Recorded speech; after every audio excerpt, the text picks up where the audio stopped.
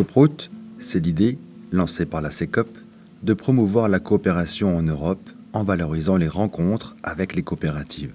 Après l'Italie l'année dernière, en 2019, c'était l'Espagne sur la côte Est, la Catalogne, puis Valencia, en passant par Tarragone. Nous sommes partis une quinzaine dans 2 minibus. Frédéric, du Nouveau Monastère, Valérie, de la Carline, Brigitte, de Terre Vivante, Céline et Béatrice, de Solstice, Vincent, de la Cavale, Ludovic d'Acteur, Anne, de l'Université de Bordeaux, Odile, Vérène et Jean, de Maltae, et enfin Gérard, Myriam, Florine, Noémie et Béatrice, de la SCOP Ardelaine, les organisateurs, tous prêts à remplir les carnets de voyage de nouvelles idées à partager dans leur coopérative. Voici ce que nous avons appris. Notre première étape était à Mura, un petit village à 1 heure de Barcelone, pour rencontrer la coopérative El Cos de Mura. Ferran et ses collègues y ont créé une auberge de jeunesse et un restaurant. L'objectif est de revitaliser ce village en créant des activités. Leur créneau est le travail en réseau et les partenariats entre les coopératives pour la transformation sociale. Chez eux, nous avons rencontré l'Ateneu Cooperativo de la Catalunya Central, un organisme public qui développe les emplois dans les coopératives. Car le gouvernement catalan s'est rendu compte qu'elles ont mieux résisté à la crise. Nous y avons aussi rencontré Chiqueta, une association de revalorisation des laines locales, et Las Refaldes, une coopérative de conservation de semences anciennes. Riche exposé, échange, dialogue et convivialité avec la tortilla et tout le reste.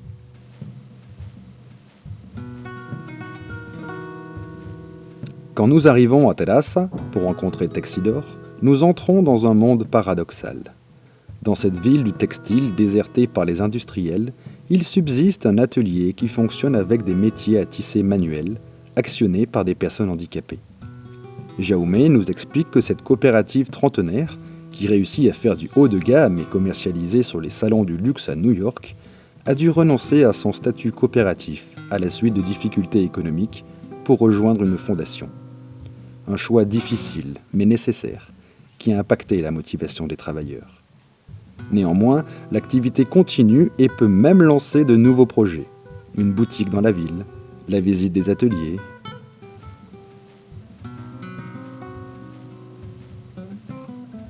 À Falset, nous avons rendez-vous avec une coopérative centenaire, dans leur cave, véritable cathédrale du vin imaginée par un disciple de Gaudi. Nous y rencontrons le président et le gérant. C'est une coopérative qui a une longue histoire à raconter, qui a traversé les années de franquisme et la répression des coopératives. Nous sommes tous émus de les entendre affirmer « Aujourd'hui, nous sommes fiers d'être une coopérative », en nous montrant leur nouveau logo. On descend jusqu'à la région de Valence. Chaque trajet est l'occasion d'échanger entre nous, de se parler de coopératives, de nos métiers, de qui nous sommes, et du pourquoi nous nous embarquons ensemble dans cette aventure.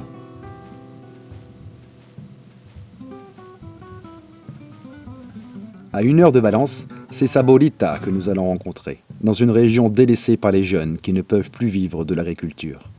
Pourtant, David et Claudia y croient, et ils sont venus là pour montrer qu'il est possible de créer de l'activité et de l'économie autrement. Circuits courts, agriculture biologique, coopération, ce qui a été difficile à mettre en place dans ce territoire traditionnel. Après 7 années, leur travail porte ses fruits. Une coopérative de 2e niveau est en train de se former. On prend grand plaisir à les écouter, mais aussi à mettre la main à la pâte après avoir dégusté une magnifique paella sous les oliviers.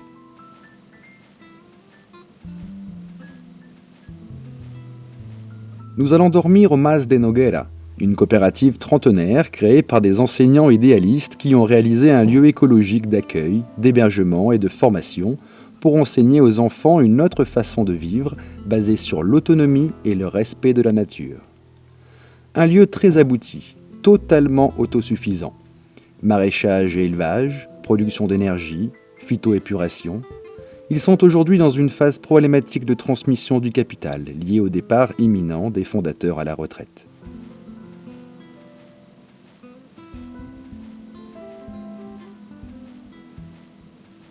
Nous terminons notre périple à Barcelone, dans le quartier de Sants, en compagnie de la Ciutat Invisible. Marc et les autres y organisent des visites pour raconter son histoire coopérative. C'est un chercheur engagé qui nous reçoit dans un restaurant féministe coopératif, la Capirota, et avec lequel on découvre plusieurs lieux emblématiques. Parmi eux, Can Batlló, friche récupérée par des citoyens après un bras de fer avec la municipalité, qui s'est terminé avec un compte à rebours jusqu'à l'occupation, la fameuse tactique du tic-tac. Aujourd'hui, plusieurs coopératives y sont installées et la gestion du lieu est commune. Mais aussi Las Boldas, immeuble en coopérative d'habitants, ou bien le siège de COP57, coopérative de services financiers, historiquement le siège de l'Empal del Obrero, société coopérative mutualiste de 1905, et tant d'autres. Après chaque visite, nous avons échangé sur les problématiques et leur résonance avec les nôtres.